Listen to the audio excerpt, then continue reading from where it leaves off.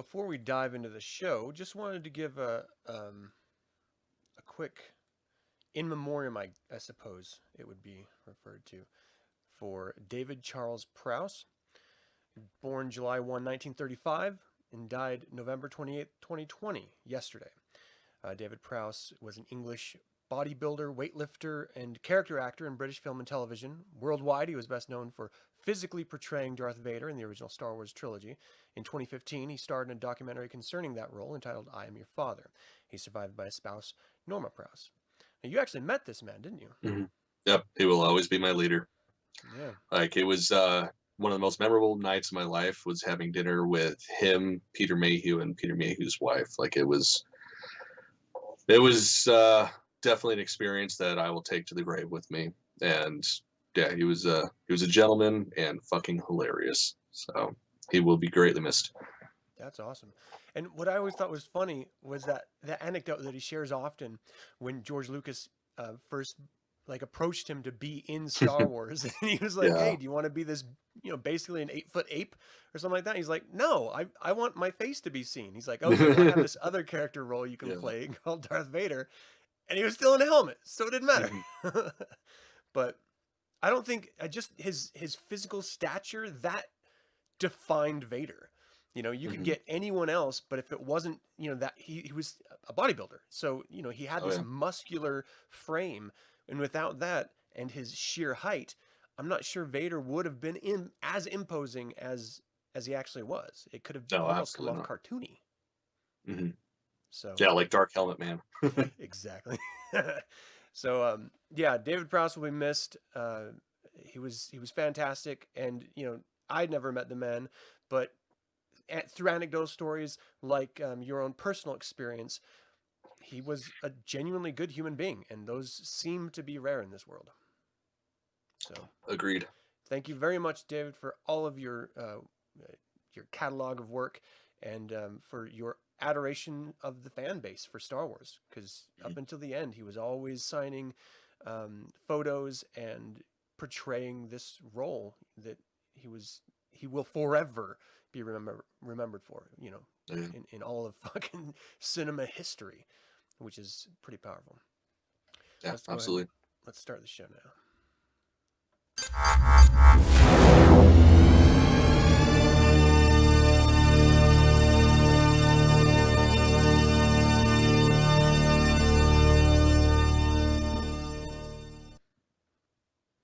So anyways, welcome to the Infernal Brotherhood of the Scruffy Looking Nerf Herders. This is a live streaming Star Wars video podcast made by Star Wars fans for Star Wars fans. And today we are continuing our episode reviews of The Mandalorian with Chapter 8, Redemption. Yeah, so this is the last chapter in Season 1. This is the ultimate culmination of that cliffhanger we left on in the last review, which was, of course, Kuel's death. Which was horrible.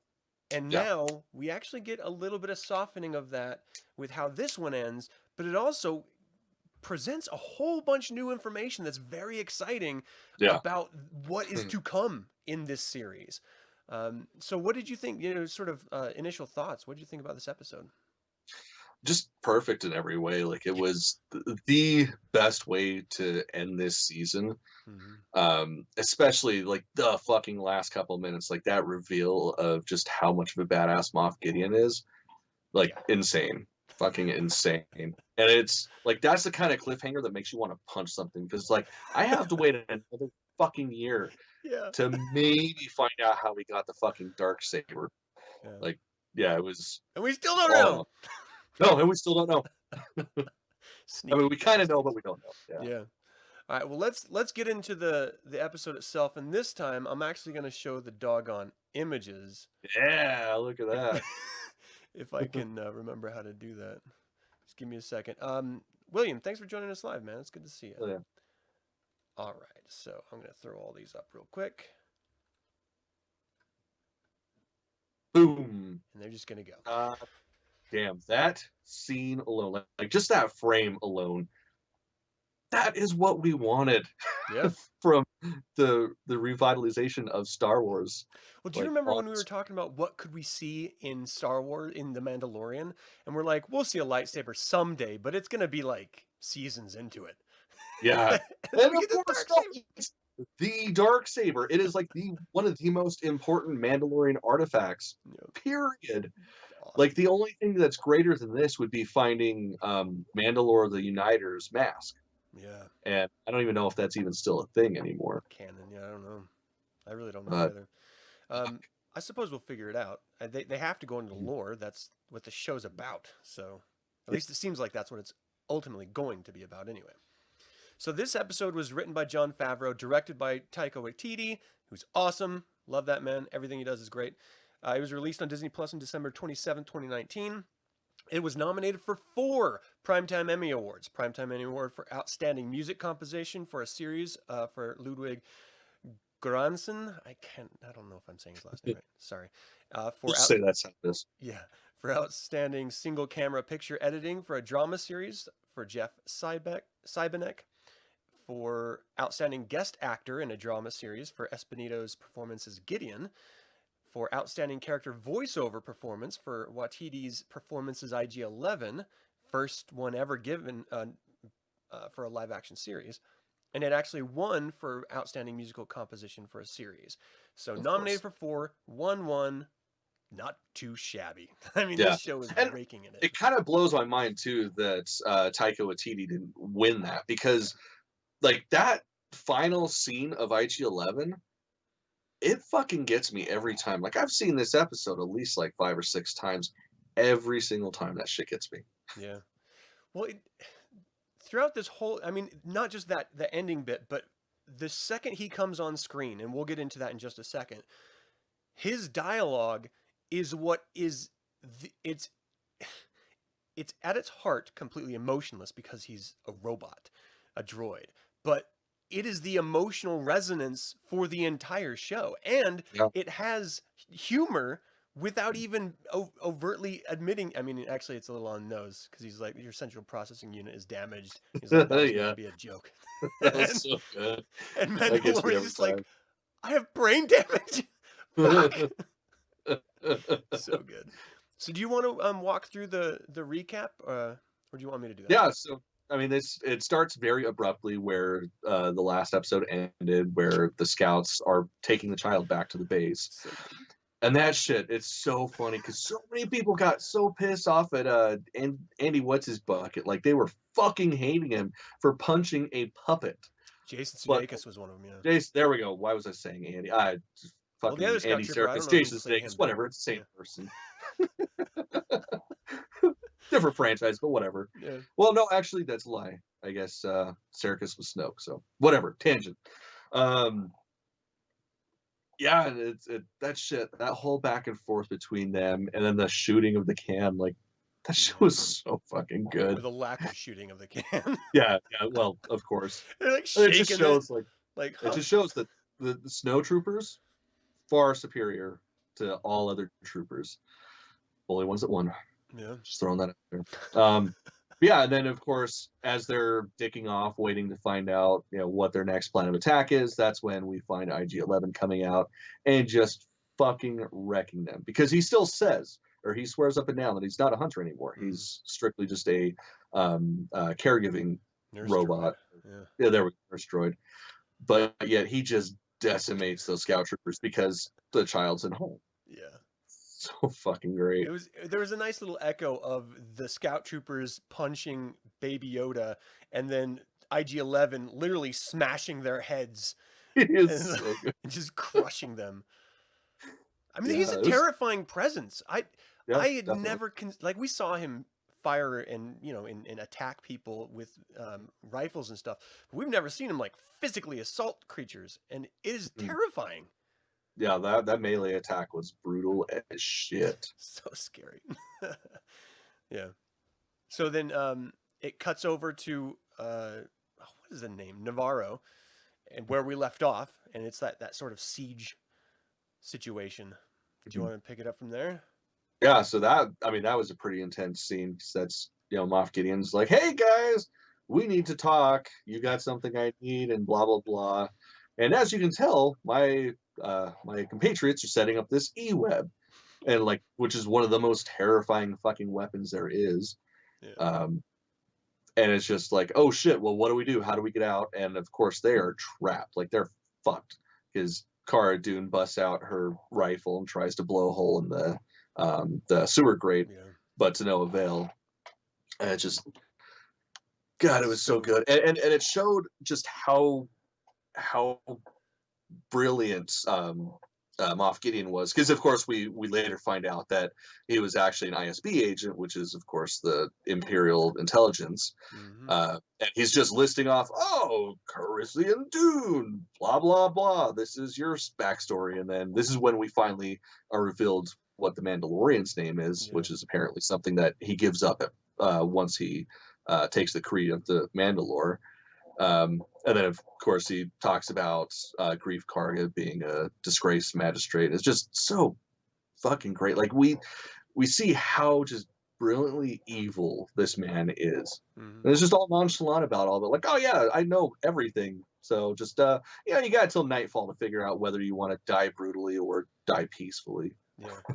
Well, what I thought was interesting about his monologue was that not only did he drop significant amount of information about all three of them, unraveling them a little bit for the audience, but the audience, I mean, then Din shared that information that he is an ISB agent, and Cara said that he was supposed to have been executed for war crimes. So we know that he is out. I mean, obviously he's outside of the law because the Empire isn't officially in control anymore. They just have these regional factions around the galaxy trying to maintain control. But the fact that he was supposed to have been executed and people thought he was, and yet he still got away, and he somehow has some connection with Mandalore, at least Mandalorian culture, at least enough to have the freaking Darksaber, as is revealed at the end.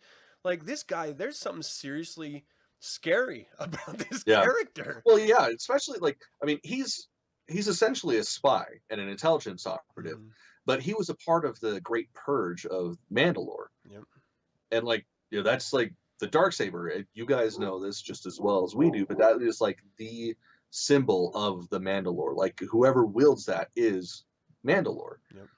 So the fact that he just flaunts it around, carries it with him like it's nothing, is just shows how big his dick is. Well, and I loved how he mentioned the Night of 1,000 Tears, which was the assault on Mandalore. And I don't, like, the Siege of Mandalore, I think, is different than the Night of 1,000 Tears in reference. Do you think it's the same? I don't know.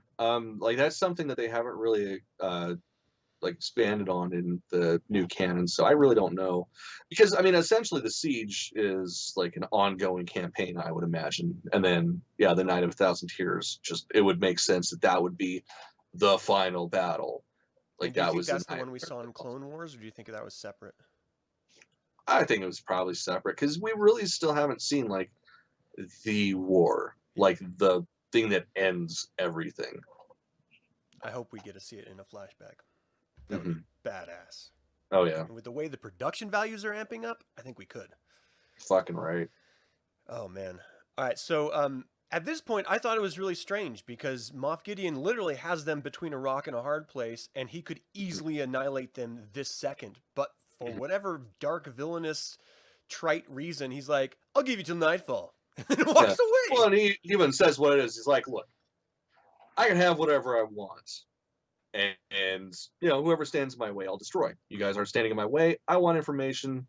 Make up your minds. We'll go from there." I don't know. And then, of course, that's, following that is when we get the full reveal of Din's origins as a Mandalorian. Like, of course, we kind of always figured he was a foundling because of the flashbacks in almost every episode.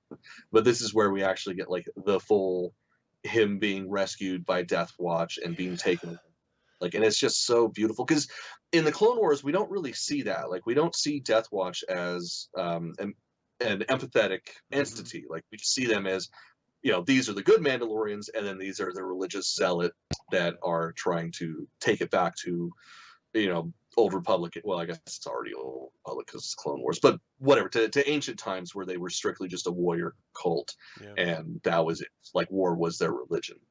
And with this, we actually see like the humanity in Death Watch, and albeit that they did a lot of bad things, and their outlook on the way that Mandalore should be is, I guess, wrong with current standards. Like, they're great characters still. Yeah. I like that contrast that we get, because when we're first introduced to Death Watch, they are the bad guys. Like in the Clone Wars, they're straight up the bad guys from the perspective of the characters we're following. And so when we see it in this, they're the good guys. Oh, And yeah. we don't Yeah, even taking out all the fucking droids. What's that? Yeah, they're taking out all the super droids. So The super battle droids, yeah, fucking them up. And I thought it was great, because it wasn't until a couple episodes into the second season that we actually get a reference that, no, they're zealots. They're kind of crazy. And it's like, so crazy what? Too. Like, I never thought of that. Yeah. Like, I never considered the fact that, this helmet never comes off and blah, blah, blah. This is the way. I never considered that these guys were offshoot of Death Watch. Yeah. But I mean, of course, this is shit that hasn't happened yet, so we're not talking about it. Right. Okay, that being said, this is when we get to see IG-11 fall into his programming, and he needs to protect the child, and he takes it into Navarro. And I still don't understand that aspect. If I was the robot, I would think the safest place would be on the ship where Kuiil was clearly trying to take him to. But that would not have been as exciting. And we get to see IG-11 whip ass. Yeah. As he is flying, and all the rotating of the rope, the droid body and everything is so cool. Watching him fight, I absolutely loved it so much. He comes in and provides an opportunity, crashing the speeder bike into the group of troopers outside of the building they were being held captive in, providing the opportunity for them to fight back. And we think for a second they're actually going to be able to break out of this without having to go into the sewers at all, which was great. Watching them all like get into it, and we get to see that Rambo moment with Din picking up the E-web and just fucking laying waste. Yeah, it's so goddamn good. That fight scene was just money. It was so perfect. I loved it so much. And then do you know the troopers, the fire trooper, the flame trooper, what's their name? They're incinerator troopers. Incinerator troopers.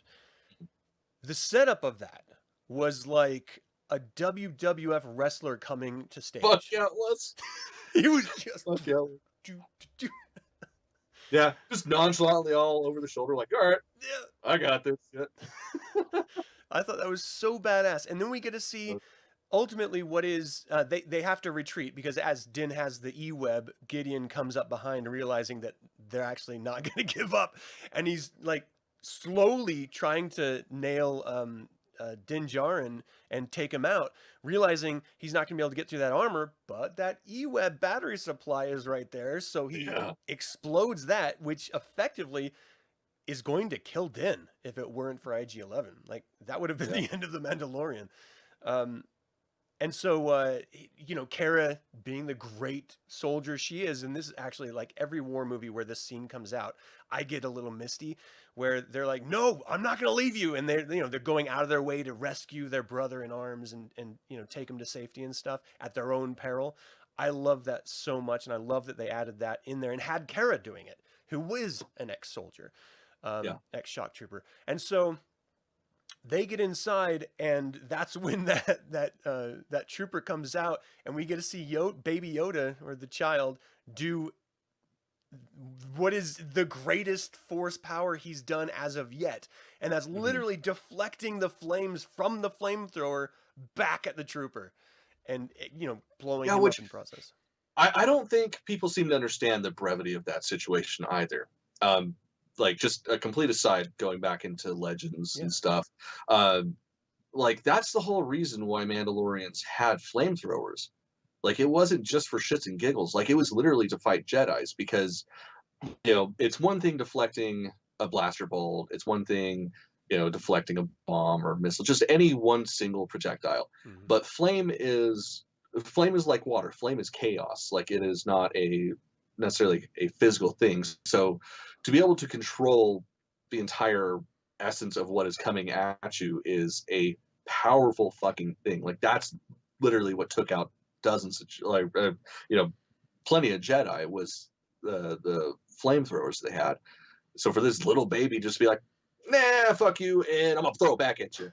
Like, that's a big fucking deal. Yeah.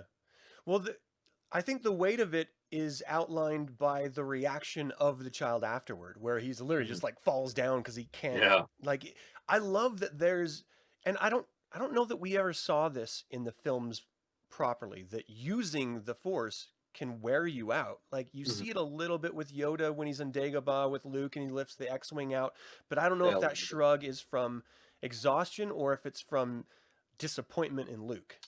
That's how I always thought it was, the disappointment of Luke. And in the same scene, like, we kind of get it from Luke because he is straining to get the X-wing up, and then it's just as soon as it drops, that bit of exhaustion, like he drops his shoulders. Yeah. So that's kind of, we get it there, but yeah, this is a full blown, like, it is a physical exertion to wield the Force. I love that because it's been underscored every time the child has used power.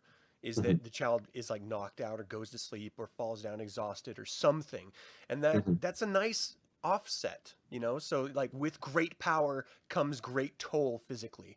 And I think that's a fair way of portraying it, especially in a child, so that it doesn't look like it's just like this magical creature that can do whatever it wants, whenever it wants.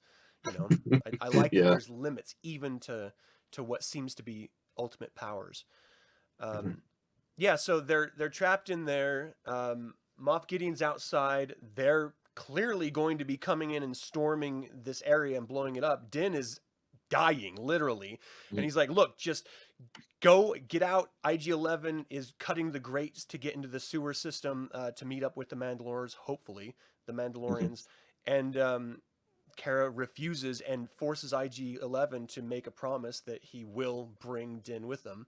And I thought that was interesting because even though that conversation that Din and IG-11 were having, and when IG-11 was almost taking his helmet off and Din brings the pistol up to shoot him, he doesn't. And he just accepts that I'm not a biological creature, I'm not a living creature, so I'm going to remove this. And he has to make excuses. The droid has to make excuses so that the human can trick his own mind frame. Like it's this weird thing that normally you would go through these weird logical exercises to trick a droid programming, not a human's programming. I just thought that was really interesting.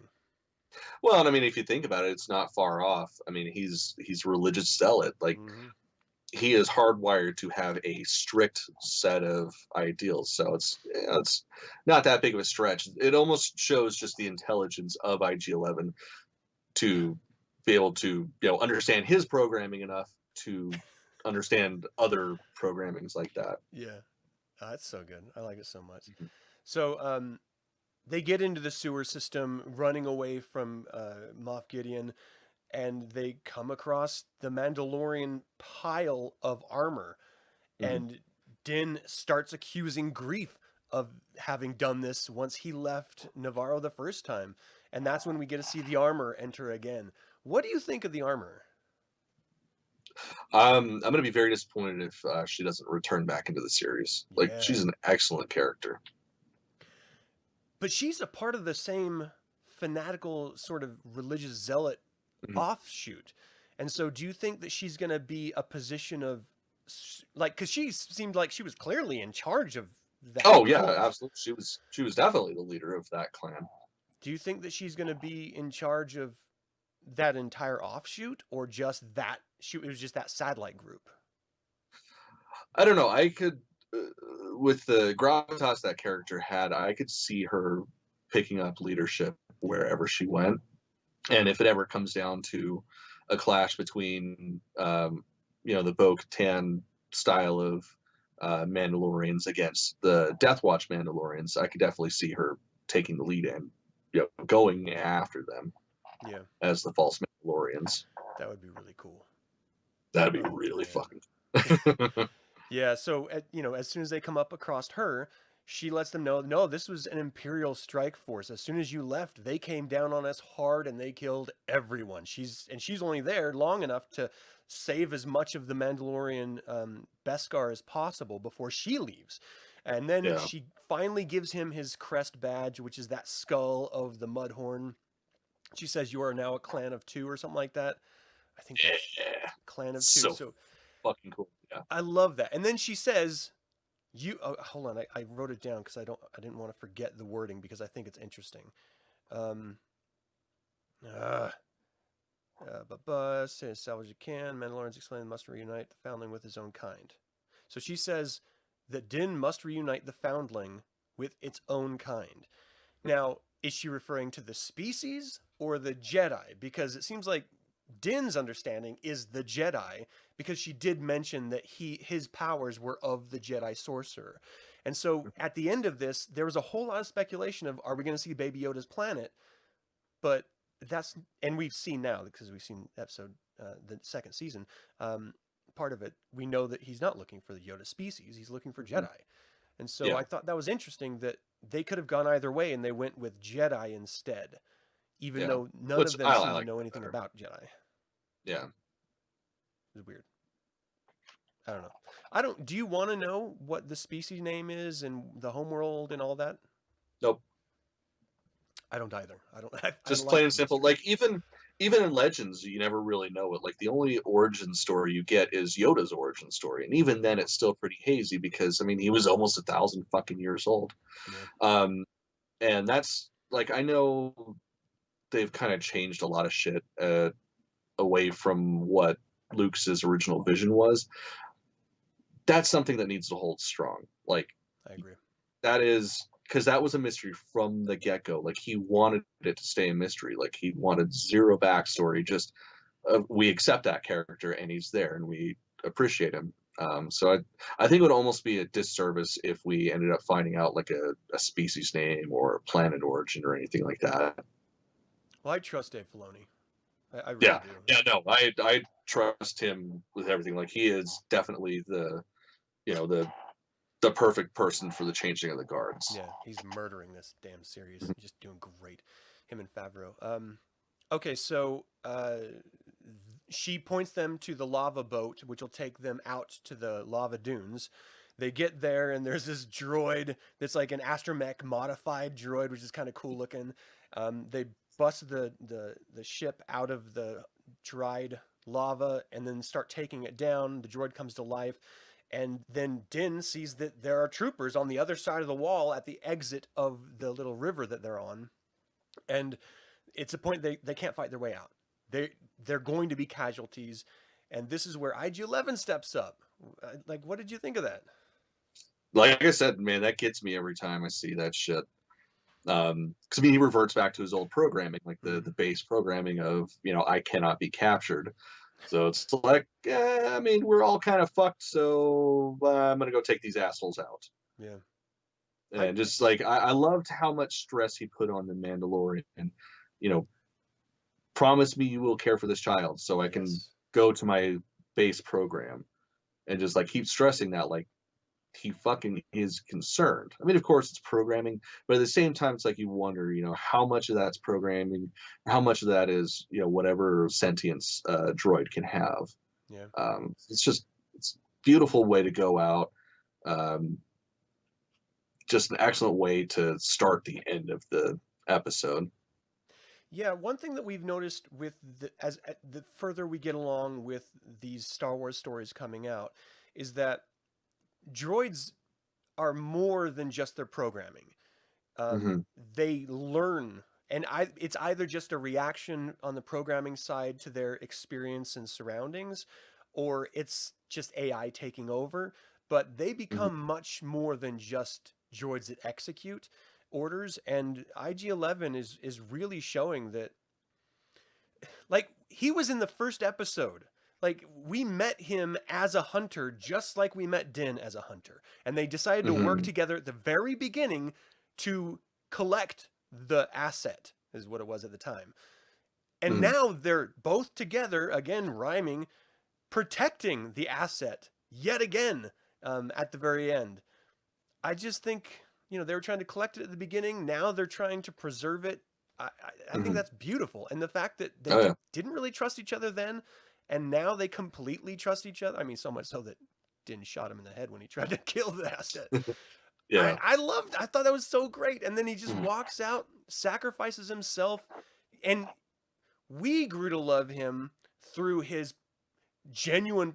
First of all, we love him because of Quill. I feel like I'm saying that wrong every time. Yeah, it's Quill. Quill, thank you. Sorry.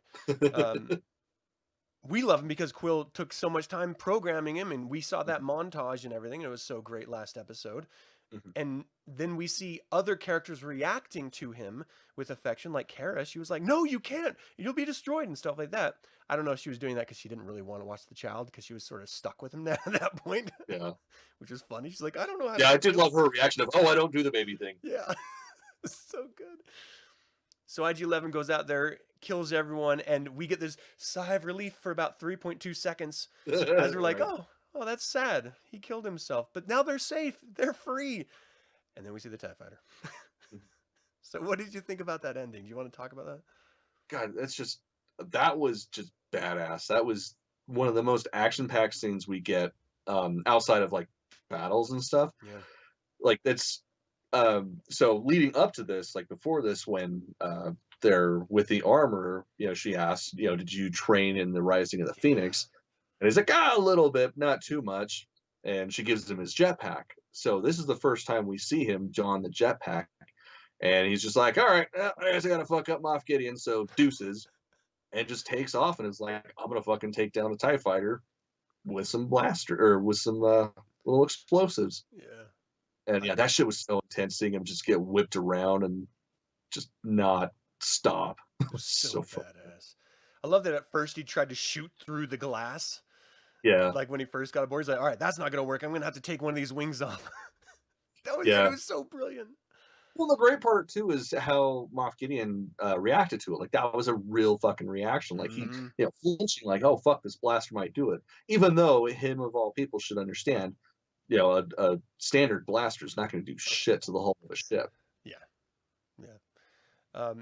And so he blows the wing off, ultimately flies back. Kara and Grief say, you know what, we're just going to go back to Navarro and clear out the remaining remnants, and we're just going to stay there because it's a cool place to be.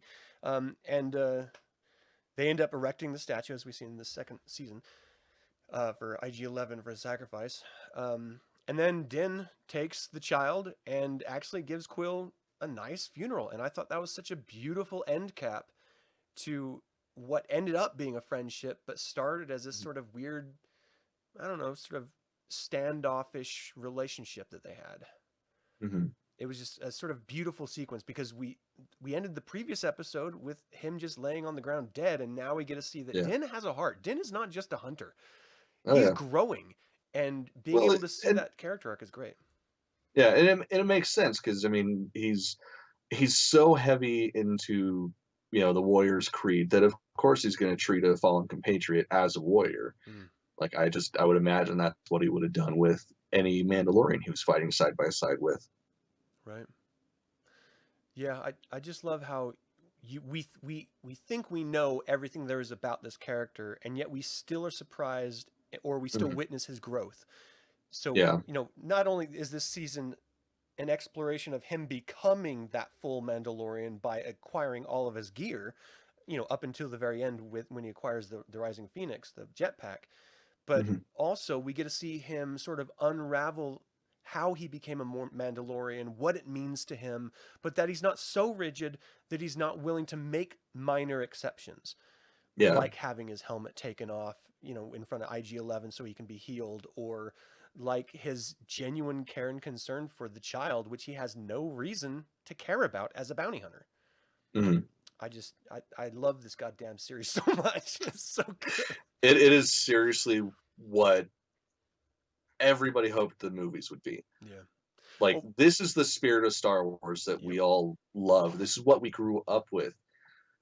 And it didn't quite come through with the movies. So I'm glad that we at least have this. Yeah. Well, we are going to be doing a season 1 retrospective, sort of a look back on the entire season, probably closer to the end of the second season, or after the second season's done.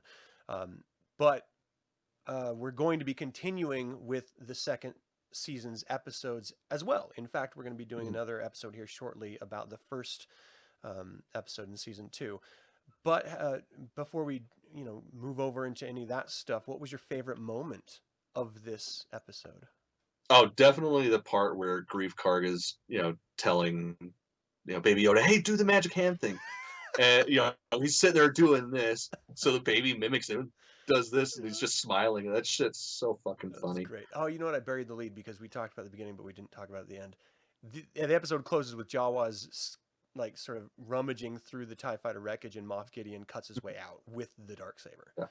So that was pretty badass. Yeah, that was definitely my second favorite moment. Like that was where it's just like, oh my god, why can't they just keep going right now? Yeah. It's tough because this episode was so good in every way. I think it was like a flawless episode. I can't imagine Absolutely. not what was not good about it. I think my favorite part of it has to be that moment in the battle when everything looked lost and Din was going to die, and he's like, "Get out of here, take the child and protect it. Go, it's over. I'm going to hold him off as long as I can." I love those scenes in the war scenes, and so I think that has to be, you're going to fight to the end, period. And I'm not going to give up. I'm just going to keep fighting. I love that so much. Least favorite. Do you have a least favorite of this episode? I do, and it's not like I hated it. It's something like, it's my least favorite because of what happened, but it's also a beautiful scene, and I absolutely adore it. But when IG-11 dies, because I mean it's perfect. It's like the great end cap for that character's story arc. It makes sense to progress the story, but at the same time, it's like, fuck, we could have had a series where it was IG-11, the Mandalorian, and Baby Yoda just fucking around the galaxy. Yeah. So yeah, it's definitely not my least favorite because it sucked. It's my least favorite because I wanted more from that character. Yeah, they set him up as such a wonderful character, not just a prop or not just a droid, which is what was so great about him. I have to agree. There was parts of me that wanted him to be the nursemaid and to go with them throughout, because almost every Star Wars story you have a droid sidekick. And so I just assumed that was going to be the same thing. So I like that they subverted the expectation and broke that sort of trope. Yeah. But IG-11, I liked him. I'd like to see more of him. Yeah, good guy. Yeah. Good guy. All right, hopes for the future. After you remember, this was the end of the season, so we didn't have anything for a year after this. So what were you hoping was going to be coming next when you watched that? I was hoping we were going to have a fucking early release. So they said November. It's like, you got to be fucking kidding me. Fuck you guys. You can't do this shit to me. You guys are such shitheads. Yeah. Yeah, no, it was just I really wanted to explore more of the Mandalorian lore, because we got so much in such a little amount of time that I think the only other time we've been given like as much behind the scenes is, with the Clone Wars and Rebels. And even then, it's like that was sparsed out through a collection of what, 13 seasons or something like that. And I feel within 8 chapters, like we got a pretty fucking good chunk, like a almost equally sizable amount as we did with those previous seasons. So yeah, I was just really hoping that we're going to go more into that. Yeah, I was hoping that we would see him go to the inner core of the galaxy, because in my head I took that they were going to be looking for Baby Yoda's people, and so I just assumed they would go to the New Republic, Coruscant, somewhere like that, to get to some archives to find more. And so I was hoping that we would see the New Republic. We may see like the Skywalkers. I really thought we were going to go into like some familiar Skywalker territory at this point. I'm glad we didn't, because where we are, I'm very happy. But that's where my head was at. I was like, oh, we're definitely seeing Luke Skywalker next season. Yeah. I mean, it's not over yet, so yeah, that's true. We'll see. We'll see. All right, well, that's going to do it for this episode. Is there anything else you wanted to talk about this episode? Now we got it covered. That's pretty straightforward. Yeah. This was definitely one of those need a cold shower afterward type of episodes. And a great way. The wait was hard, but this was a great episode to end it on. Fuck So yeah, it was. all of the speculation, all of the anticipation, it was great. Thank you all so much for tuning in, both live in chat or after the fact. We invite you to subscribe to this channel and click the little bell to get notified about our next video. And we now have a storefront for all you scruffy-looking Nerf herders and all of your scruffy-looking Nerf herder needs. Check it out. The link is in the description below. So until the Infernal Brotherhood convenes again, my fellow scruffy-looking Nerf herders, may the Force be with you.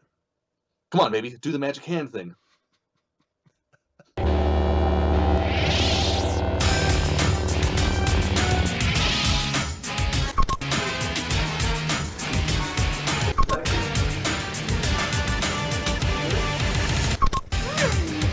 What's up, Princess Moon? Princess Moon.